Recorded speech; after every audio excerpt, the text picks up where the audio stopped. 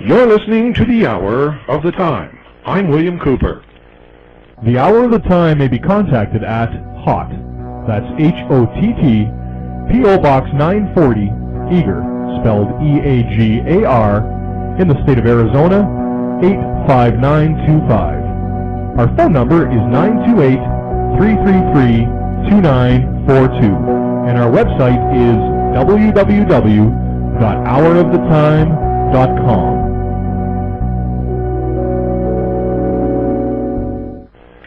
Tonight we bring you the first of a three-part series entitled The Illuminati, produced by Anthony J. Hilder and narrated by Myron Fagan.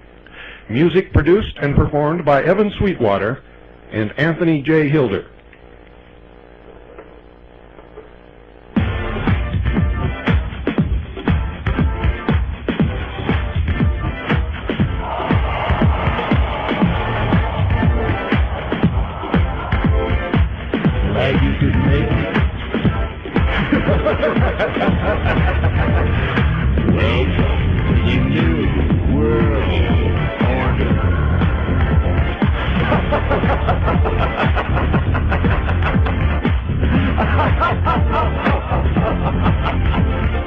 Never in human history has so few taken so much from so many as America's Illuminati and their warlords of Wall Street and Washington. In just 8 years, these banksters and international government gangsters took us from the greatest creditor nation to the largest debtor nation on Earth. Our standard of living has dropped like a rock for 4 out of every 5 Americans. They have foreclosed on our homes, our farms, our factories. They've exported your jobs and surrendered our arms. They want a new world order. A new world order. A new world order. A new world order.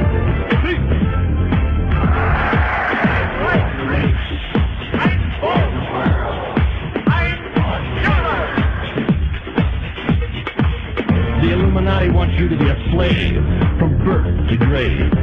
The banksters own the Federal Reserve. It's private. They own it. It's neither federal nor a reserve. The cashiers make that fiat funny money stuff you call dollars for 2 pennies. They lend it back to us at full face value. Then charge you interest. You get the debt. They get the interest. They get the gold. You get the check. They want is a new world order. A new world order.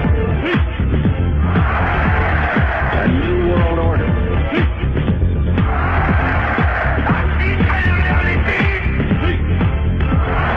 It is a big idea.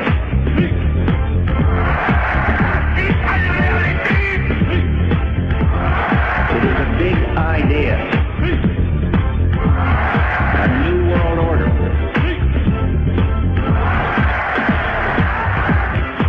It's coming.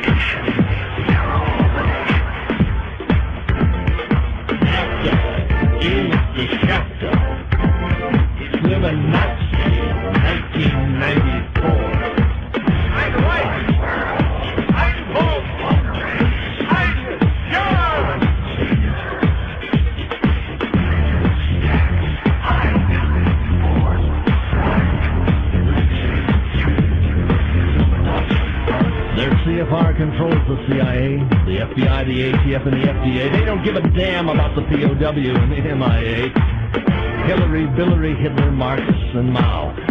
They want a new world order. They want it all, and they want it now. This Illuminati imports the dope. They create the chaos, string us out, crush our hope. They created AIDS. It's their designer disease to bring you down, to grovel on your knees.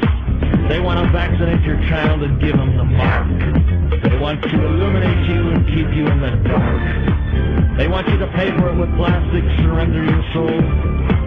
They want you under their thumb, under their control. They want it all. A new world order.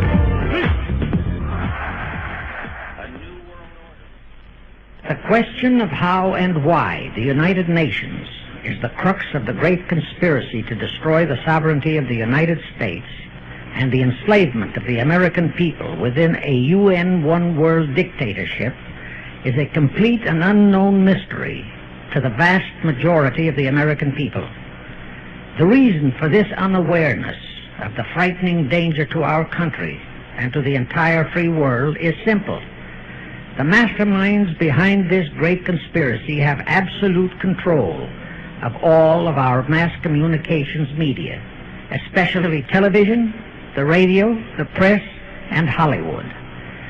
We all know that our State Department, the Pentagon, and the White House have brazenly proclaimed that they have the right and the power to manage the news, to tell us not the truth, but what they want us to believe. They have seized that power on orders from their masters of the great conspiracy. And the objective is to brainwash the people into accepting the phony peace bait to transform the United States into an enslaved unit of the United Nations one world government. First of all, bear in mind that the so-called UN police action in Korea, fought by the United States, in which 150,000 of our sons were murdered and maimed, was part of the plot, just as the undeclared by Congress war in Vietnam, in which our sons are dying, is part of the plot, just as the plot against Rhodesia and South Africa, in which our sons will be dying, is part of the UN plot. However, the vitally important thing for all Americans, all you mothers of the boys who died in Korea and are now dying in Vietnam, to know is that our so-called leaders in Washington, whom we elected to safeguard our nation and our Constitution, are the betrayers, and that behind them are a comparatively small group of men whose sole objective is to enslave the whole world of humanity in their satanic plot of one world government. Now, in order to give you a very clear picture of this satanic plot, I will go back to its beginning, clear back in the middle of the 18th century, and name the men who put that plot into action, and then bring you down to the present, today's status of that plot. Now, as a matter of further intelligence, a term used by the FBI, let me clarify the meaning of the expression, "he is a liberal." The enemy, meaning the one-world conspirators, have seized upon that word liberal as a cover-up for their activities. It sounds so innocent and so humanitarian to be liberal. We'll make sure that the person who calls himself a liberal or is described as a liberal is not in truth a red. Now then, this satanic plot was launched back in the 1760s when it first came into existence under the name of the Illuminati. This Illuminati was organized by one Adam Weishaupt, born a Jew, who was converted to Catholicism and became a Catholic priest, and then, at the behest of the then newly organized House of Rothschild, defected and organized the Illuminati. Naturally, the Rothschilds financed that operation. And every war since then, beginning with the French Revolution, has been promoted by the Illuminati, operating under various names and guises. I say under various names and guises because after the Illuminati was exposed and became too notorious, Weishaupt and his co-conspirators began to operate under various other names. In the United States, immediately after World War I, they set up what they called the Council on Foreign Relations, commonly referred to as the CFR. And this CFR is actually the Illuminati in the United States. And its hierarchy, the masterminds in control of the CFR, to a very great extent are the descendants of the original Illuminati conspirators. But to conceal that fact, most of them changed their original family names to American-sounding names. For example, the true name of the Dillons, Clarence and Douglas Dillon, once Secretary of the U.S. Treasury Department, is Lepowski. I'll come back to all this later. There is a similar establishment of the Illuminati in England, operating under the name of the British Institute of International Affairs. There are similar secret Illuminati organizations in France, Germany, and other nations operating under different names. And all these organizations, including the CFR, continuously set up numerous subsidiary or front organizations that are infiltrated into every phase of the various nations' affairs.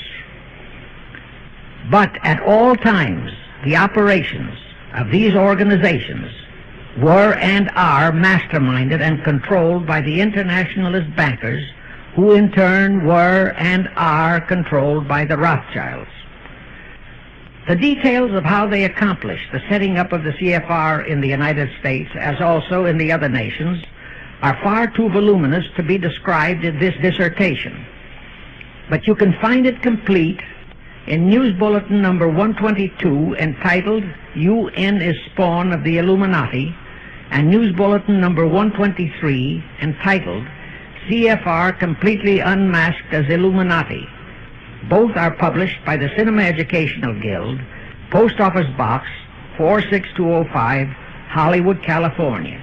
You can get them for 50 cents per copy by writing to that address. Those news bulletins reveal the names of the original founders of the Illuminati and the Americanized names of their descendants in the present CFR. Now I'll go back to the activities of the original Illuminati conspirators. As revealed in News Bulletin number 122, one branch of the Rothschild family had financed Napoleon. Another branch of the Rothschilds, both branches the real masterminds of the Illuminati, financed Britain, Germany, and the other nations in the Napoleonic Wars.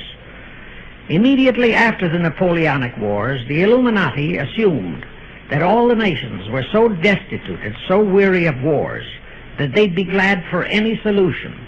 So the Rothschild stooges set up what they called the Congress in Vienna, and at that meeting they tried to create the first League of Nations, their first attempted one-world government, on the theory that all the crowned heads of the European governments were so deeply in debt to them that they would willingly or unwillingly serve as their stooges.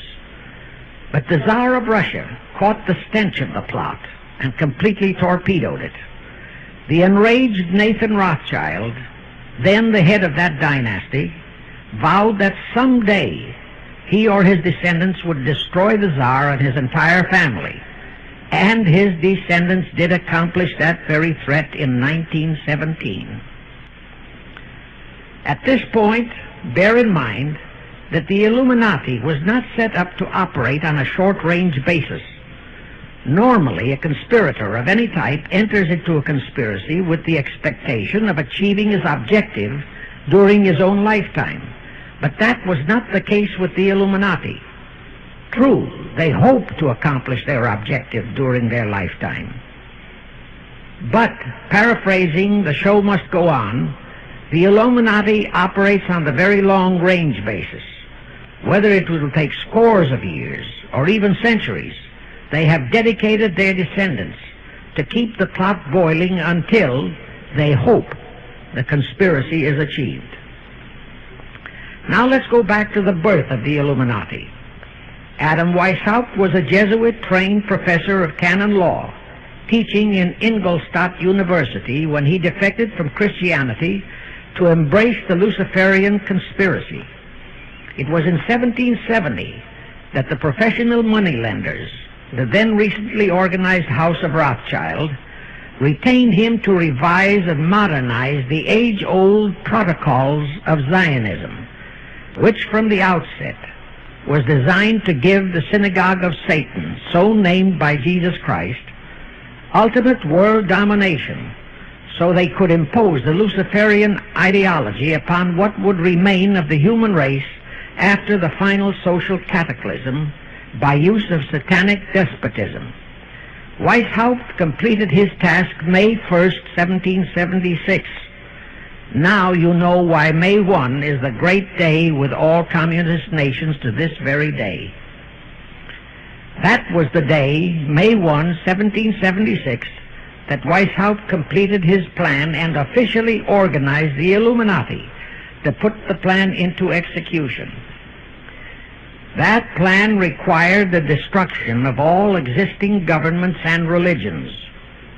That objective was to be reached by dividing the masses of people whom he, Weishaupt, termed Goyim, or human cattle, into opposing camps in ever-increasing numbers on political, social, economic, and other issues, the very conditions we have in our country today. The opposing sides were then to be armed and incidents provided which would cause them to fight and weaken themselves and gradually destroy national governments and religious institutions. Again, I say, the very conditions in the world today. And at this point, let me stress a prime feature of the Illuminati plans.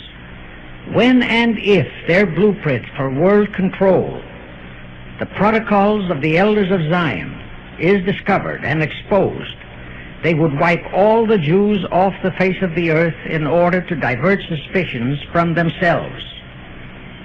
If you think this is far-fetched, bear in mind that they permitted Hitler, a liberal socialist himself, who was financed by Krupp, Kennedy, the Warburgs, and the Rothschilds, to incinerate 600,000 Jews.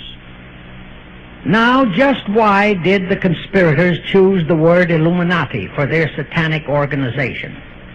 Weishaupt himself said that the word is derived from Lucifer and means holders of the light, using the lie that his objective was to bring about a one-world government to enable those with mental ability to govern the world and prevent all wars in the future.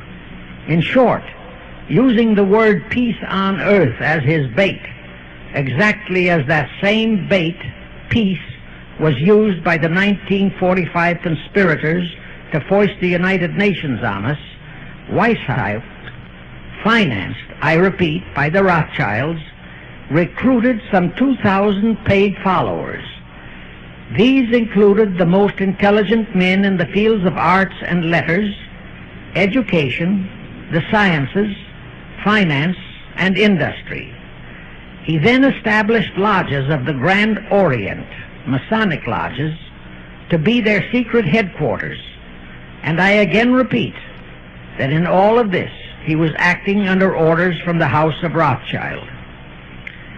The main features of the Weishaupt plan of operation required his Illuminati to do the following things to help them to accomplish their purpose. Number one, use monetary and sex bribery to obtain control of men already in high places in the various levels of all governments and other fields of endeavor. Once influential persons had fallen for the lies, deceits, and temptations of the Illuminati, they were to be held in bondage by application of political and other forms of blackmail, threats of financial ruin, public exposure and physical harm, even death, to themselves and loved members of their families. Do you realize how many present top officials in our federal government in Washington are controlled in just that way by the CFR?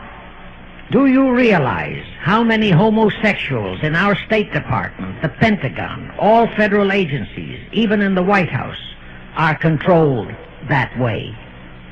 Number 2, Illuminati and the faculties of colleges and universities were to cultivate students possessing exceptional mental ability, belonging to well-bred families with international leanings, and recommend them for special training in internationalism. Such training was to be provided by granting scholarships to those selected by the Illuminists. That gives you an idea what a Rhodes Scholarship means.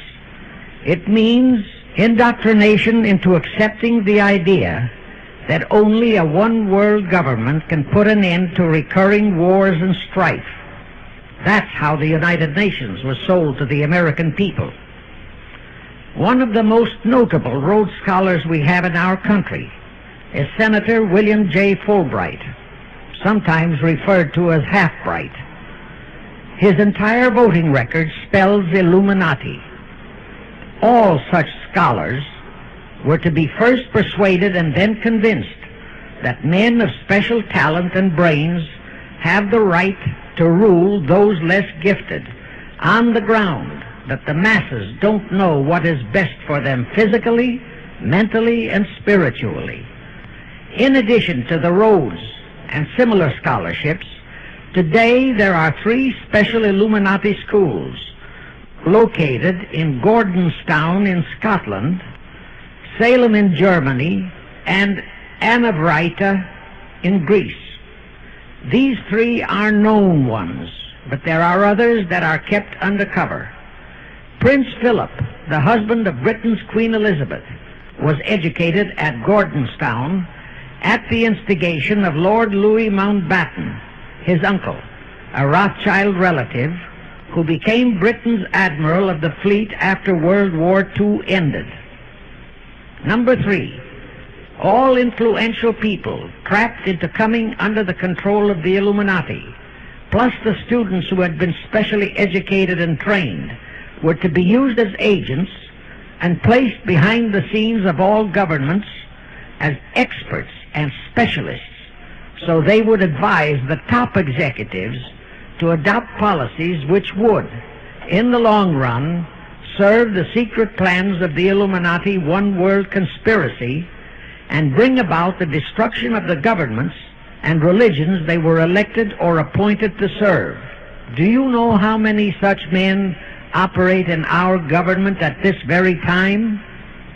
Rusk, McNamara, Hubert Humphrey, Fulbright, Kuchel, and go on and on and on. Number 4, perhaps the most vital directive in Weishaupt's plan was to obtain absolute control of the press, at that time the only mass communications media, to distribute information to the public, so that all news and information could be slanted, so that the masses could be convinced that a one-world government is the only solution to our many and varied problems. Now do you know who owns and controls our mass communications media? I'll tell you, practically all the movie lots in Hollywood is owned by the Lehmans, Kuhn, Loeb and Company, Goldman Sachs, and other internationalist bankers. All the national radio and TV channels in the nation are owned and controlled by those same internationalist bankers. The same is true of every chain of metropolitan newspapers and magazines, also of the press wire services, such as Associated Press, United Press International, etc. The supposed heads of all those media are merely the fronts for the internationalist bankers, who in turn compose the hierarchy of the CFR, today's Illuminati in America. Now can you understand why the Pentagon's press agent Sylvester so brazenly proclaimed that the government has the right to lie to the people? What he really meant was that our CFR-controlled government had the power to lie to and be believed by the brainwashed American people. And let's again go back to the first days of the Illuminati. Because Britain and France were the two greatest world powers in the late years of the 18th century, Weishaupt ordered the Illuminati to foment the colonial wars, including our Revolutionary War, to weaken the British Empire and organize the French Revolution to destroy the French Empire. He scheduled the French Revolution to start in 1789.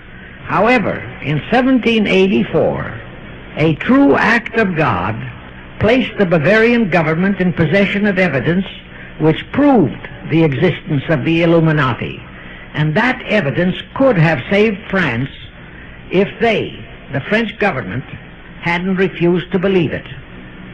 Here is how that act of God happened. It was in 1874 that Weishaupt issued his orders for the French Revolution. A German writer named Zwack put it into book form. It contained the entire Illuminati story and Weishaupt's plans. A copy of this book was sent to the Illuminists in France, headed by Robespierre, whom Weishaupt had delegated to foment the French Revolution. The courier was struck and killed by lightning as he rode through Ralestan on his way from Frankfurt to Paris. The police found the subversive documents on his body and turned them over to the proper authorities. After careful study of the plot, the Bavarian government ordered the police to raid Weishaupt's newly organized lodges of the Grand Orient and the homes of his most influential associates. All additional evidence thus discovered convinced the authorities the documents were genuine copies of the conspiracy by which the Illuminati planned to use wars and revolutions to bring about the establishment of a one-world government, the powers of which they, headed by the Rothschilds, intended to usurp as soon as it was established. Exactly in line with the United Nations plot of today. In 1785, the Bavarian government outlawed the Illuminati and closed the lodges of the Grand Orient. In 1786, they published all the details of the conspiracy. The English title of that publication is The Original Writings of the Order and Sect of the Illuminati. Copies of the entire conspiracy were sent to all the heads of church and state in Europe. But the power of the Illuminati, which was actually the power of the Rothschilds, was so great that this warning was ignored. Nevertheless, Illuminati became a dirty word, and it went underground. At the same time, Weishaupt ordered Illuminists to infiltrate into the lodges of Blue Masonry and form their own secret societies within all secret societies. Only Masons who proved themselves internationalists and those whose conduct proved they had defected from God were initiated into the Illuminati. Thenceforth, the conspirators donned the cloak of philanthropy and humanitarianism to conceal their revolutionary and subversive activities. In order to infiltrate into Masonic lodges in Britain, Weishaupt invited John Robison over to Europe. Robison was a high-degree Mason in the Scottish Rite. He was a professor of natural philosophy at Edinburgh University and secretary of the Royal Society of Edinburgh. Robison did not fall for the lie that the objective of the Illuminati was to create a benevolent dictatorship, but he kept his reactions to himself so well that he was entrusted with a copy of Weishaupt's revised conspiracy for study and safekeeping. Anyway, because the heads of state and church in France were deluded into ignoring the warnings given them, the revolution broke out in 1789 as scheduled by Weishaupt. In order to alert other governments to their danger, in 1798 Robison published a book entitled Proof of a Conspiracy to Destroy All Governments and Religions. But his warnings were ignored, exactly as our American people have been ignoring all warnings about the United Nations and the Council on Foreign Relations, the CFR.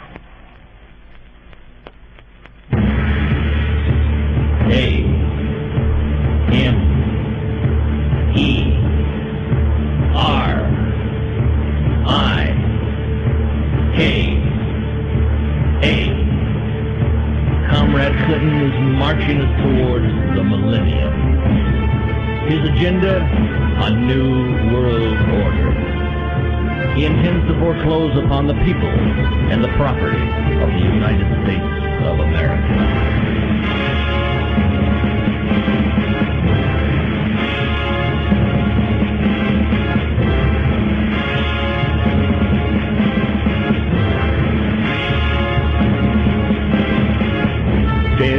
And her G-men of the UN said it was necessary to kill the congregation at Waco to save the children.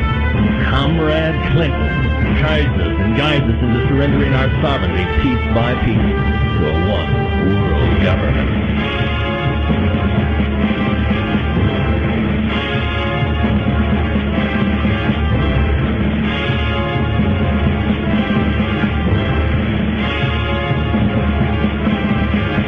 What's happened to you, America?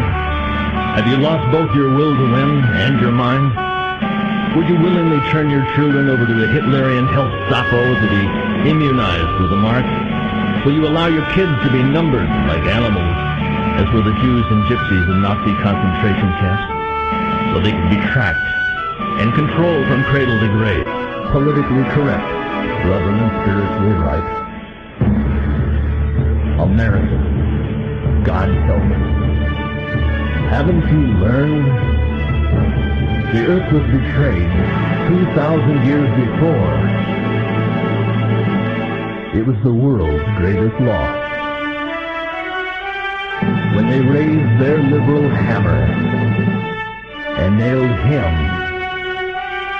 to the cross.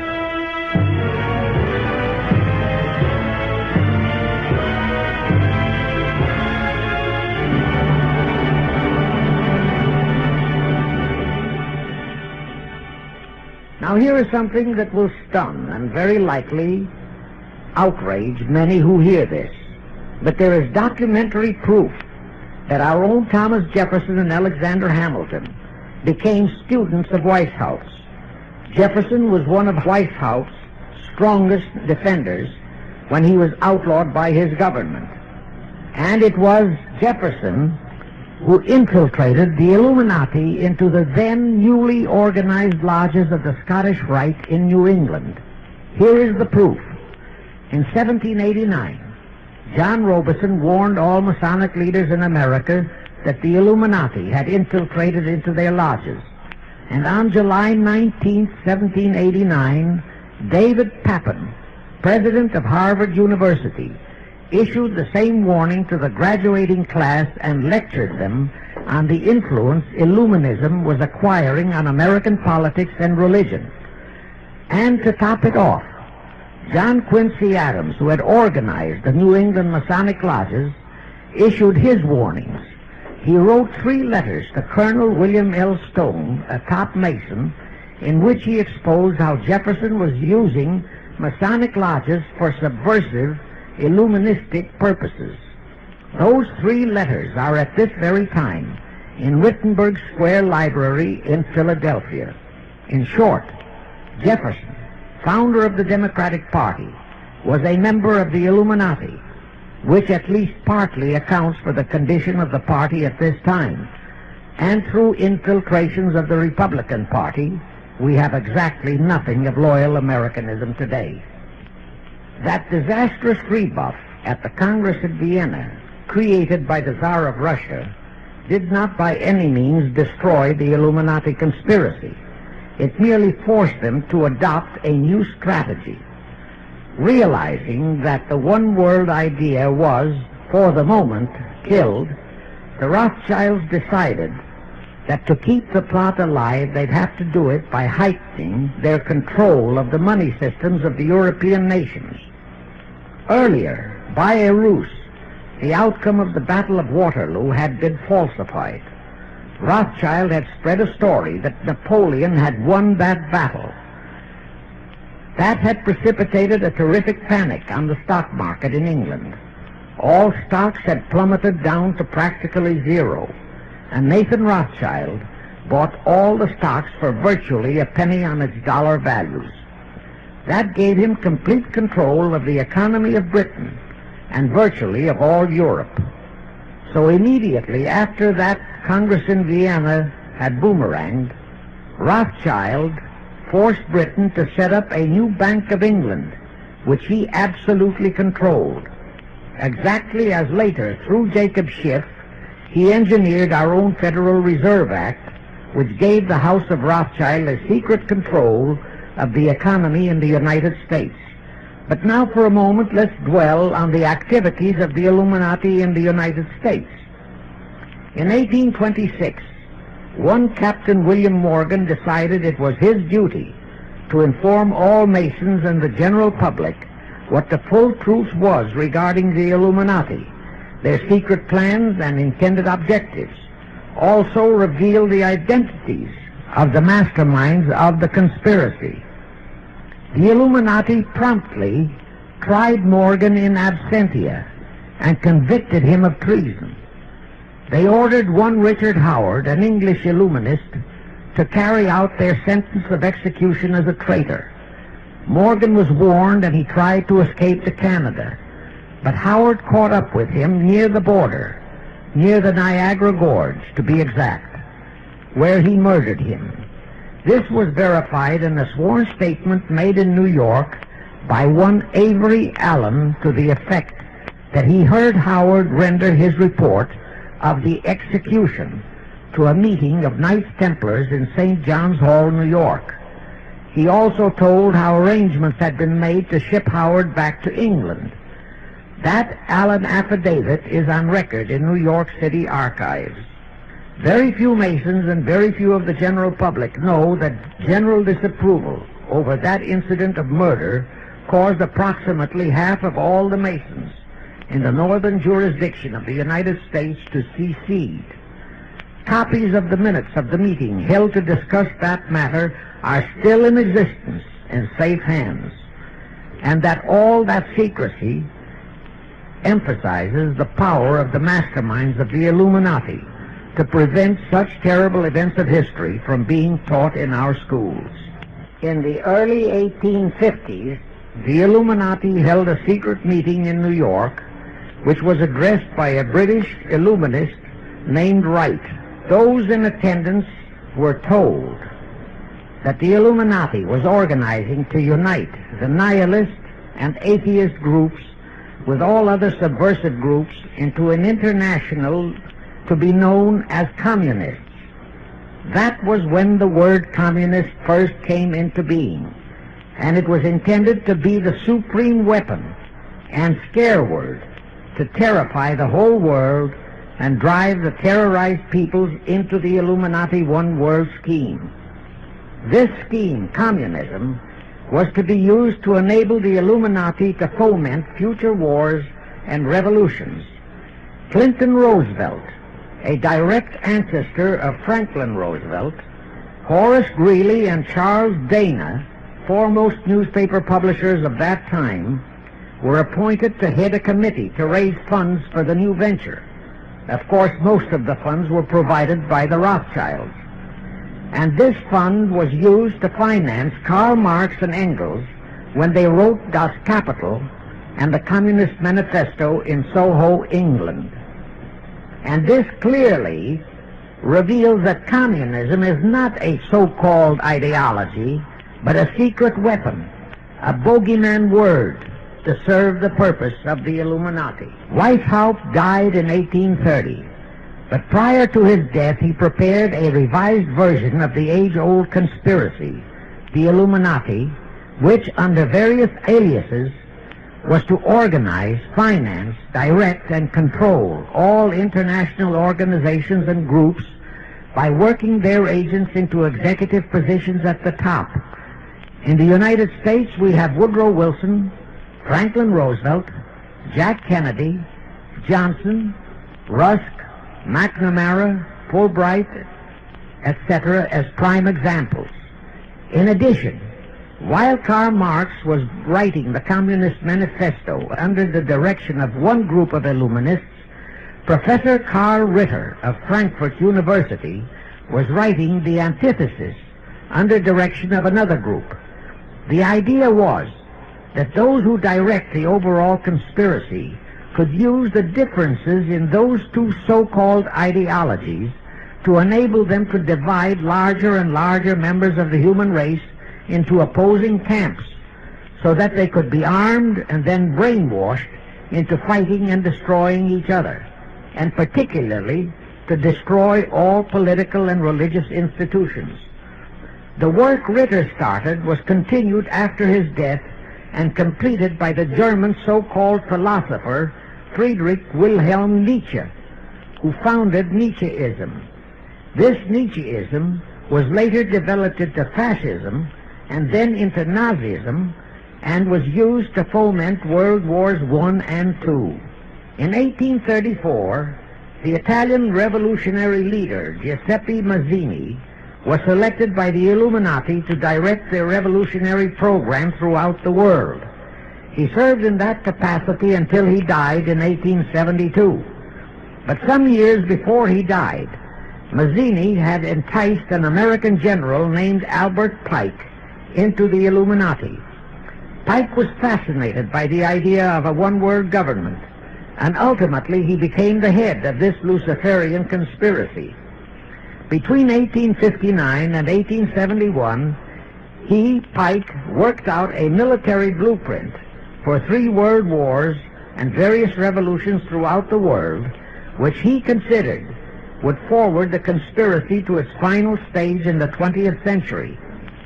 Again, I remind that these conspirators were never concerned with immediate success. They always operated on a long-range view.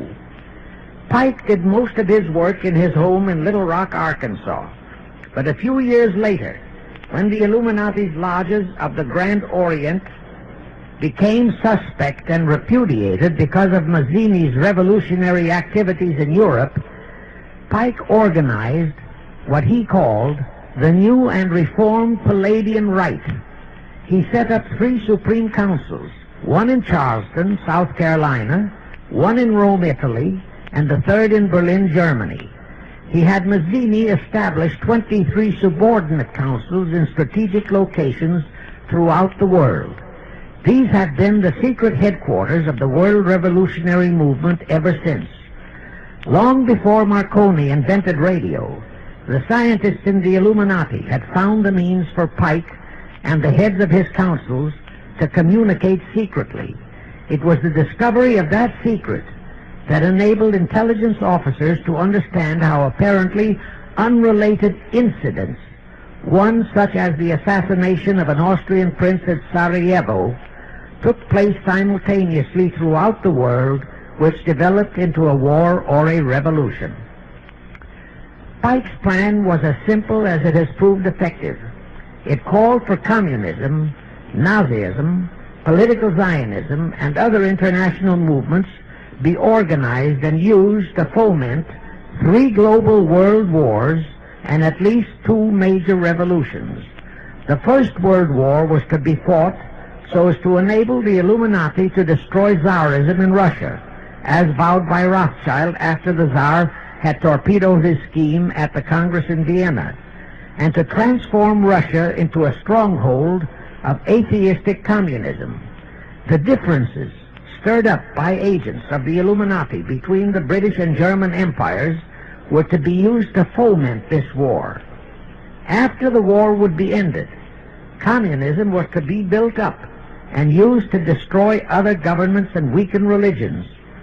World War II, when and if necessary, was to be fomented by using the controversies between fascists and political Zionists.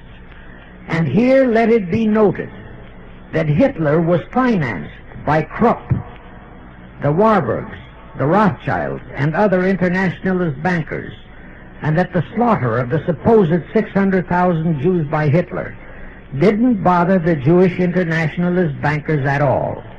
That slaughter was necessary in order to create worldwide hatred of the German people and thus bring about the war against them.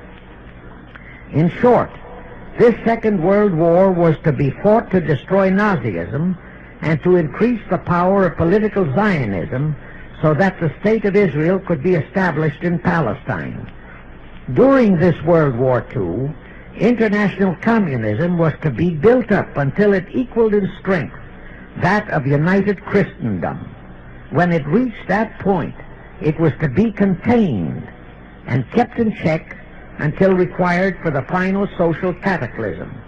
As we know now, Roosevelt, Churchill, and Stalin put that exact policy into effect, and Truman, Eisenhower, Kennedy, and Johnson continued that same exact policy. World War III is to be fomented by using the so-called controversies the agents of the Illuminati, operating under whatever new name, are now stirring up between the political Zionists and the leaders of the Muslim world.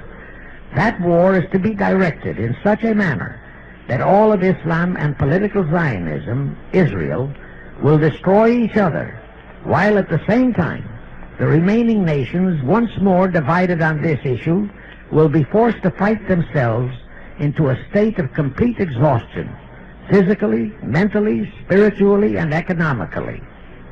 Now, can any thinking person doubt that the intrigue now going on in the Near, Middle, and Far East is designed to accomplish that satanic objective? Pike himself foretold all this in a statement he made to Mazzini on August 15, 1871. Pike stated that after World War III is ended, those who will inspire to undisputed world domination will provoke the greatest social cataclysm the world has ever known. Quoting his own words, taken from the letter he wrote to Mazzini, and which letter is now catalogued in the British Museum in London, England, he said, "We shall unleash the nihilists and the atheists, and we shall provoke a great social cataclysm which in all its horror will show clearly to all nations the effect of absolute atheism, the origin of savagery and of most bloody turmoil.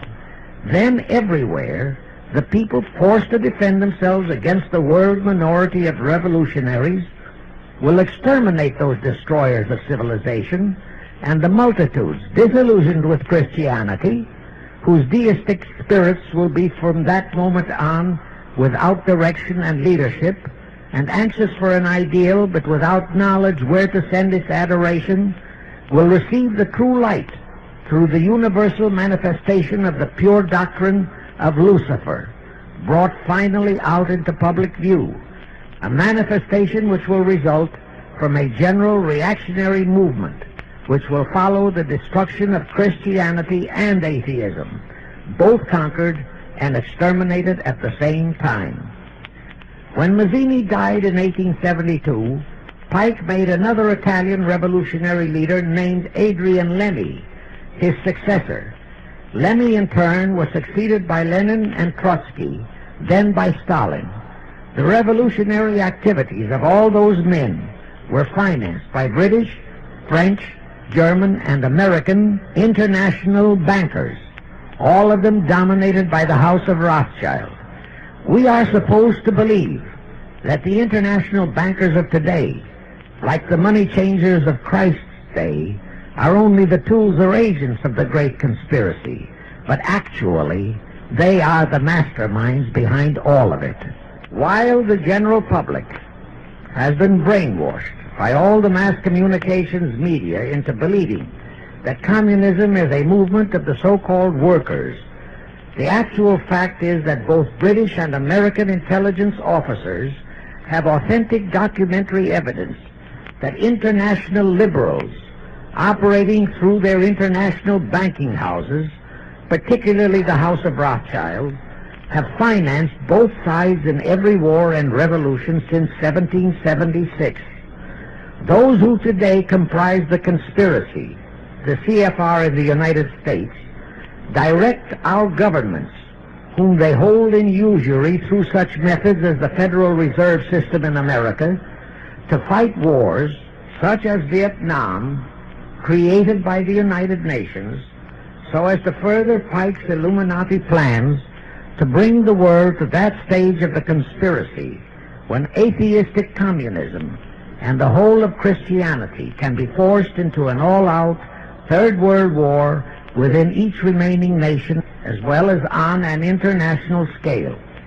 The headquarters of the great conspiracy in the late 1700s was in Frankfurt, Germany, where the House of Rothschild had been established by Mayer Anschelm, who adopted the Rothschild name and linked together other international financiers who had literally sold their souls to the devil. After the Bavarian government's exposure in 1786, the conspirators moved their headquarters to Switzerland, then to London. Since World War II, after Jacob Schiff, the Rothschild's boy in America, died, the headquarters of the American branch has been in the Harold Pratt Building, New York, and the Rockefellers, originally protégés of Schiff, have taken over the manipulation of finances in America for the Illuminati. In the final phases of the conspiracy, the one-world government will consist of the king dictator, head of the United Nations, the CFR, and a few billionaires, economists, and scientists who have proved their devotion to the great conspiracy. All others are to be integrated into a vast conglomeration of mongrelized humanity, actually slaves. Now let me show you how our federal government and the American people have been sucked into the one-world takeover plot of the Illuminati great conspiracy. And always bear in mind that the United Nations was created to become the housing for that one-world so-called liberal conspiracy. The real foundations of the plot for the takeover of the United States were laid during the period of our Civil War. Not that Weishaupt and the earlier masterminds had ever overlooked the New World. As I have previously indicated, Weishaupt had his agents planted over here as far back as the Revolutionary War. But George Washington was more than a match for them. It was during the Civil War that the conspirators launched their first concrete efforts. We know that Judah Benjamin, chief advisor of Jefferson Davis, was a Rothschild agent. We also know that there were Rothschild agents planted in Abraham Lincoln's cabinet who tried to sell him into a financial dealing with the House of Rothschild. But old Abe saw through the scheme and bluntly rejected it, thereby incurring the undying enmity of the Rothschilds, exactly as the Russian Tsar did when he torpedoed their first League of Nations at the Congress in Vienna. Investigation of the assassination of Lincoln revealed that the assassin, Booth, was a member of a secret conspiratorial group. Because there were a number of highly important government officials involved, the name of the group was never revealed, and it became a mystery, exactly as the assassination of Jack Kennedy still is a mystery. But I am sure it will not for long remain a mystery. Anyway, the ending of the Civil War destroyed, temporarily, all chances of the House of Rothschild to get a clutch on our money system, such as they had acquired in Britain and other nations in Europe. I say temporarily because the Rothschilds and the masterminds of the conspiracy never quit. So they had to start from scratch, but they lost no time in getting started. Shortly after the Civil War, a young immigrant who called himself Jacob H. Schiff arrived in New York. Jacob was a young man with a mission for the House of Rothschild. Jacob was the son of a rabbi, born in one of Rothschild's houses in Frankfurt, Germany. I won't go deeply into his background. The important point is that Rothschild recognized in him not only a potential money wizard, but more important, he also saw the latent Machiavellian qualities in Jacob that could, as it did, make him an invaluable functionary in the great one-world conspiracy. After a comparatively brief training period in the Rothschilds' London bank, Jacob left for America with instructions to buy into a banking house, which was to be the springboard to acquire control of the money system of the United States. Actually, Jacob came here to carry out 4 specific assignments. Number 1, and most important, was to acquire control of America's money system. Number 2, find desirable men who, for a price, would be willing to serve as stooges for the great conspiracy and promote them into high places in our federal government, our Congress, in the U.S. Supreme Court, and all federal agencies. Number 3, create minority group strife throughout the nations, particularly between whites and blacks. Number 4, create a movement to destroy religion in the United States, but Christianity to be the chief target.